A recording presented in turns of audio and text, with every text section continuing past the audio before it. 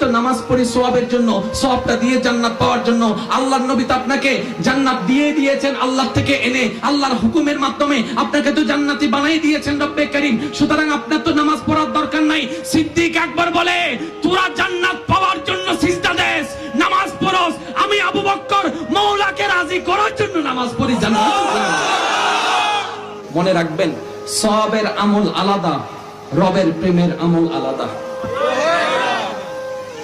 কষ্ট হয়েছে আমার কথায় না?